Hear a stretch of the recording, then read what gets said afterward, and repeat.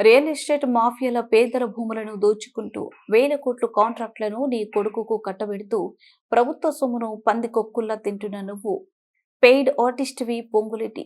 మా ప్రభుత్వం వచ్చిన తర్వాత దీని మీద సమగ్ర విచారణ జరిపిస్తాం. న్యాయం జరిగే వరకు ఎవరిని వదిలిపెట్టం. వ్యూఆర్ఎస్ వర్కింగ్ ప్రెసిడెంట్ కేటీఆర్.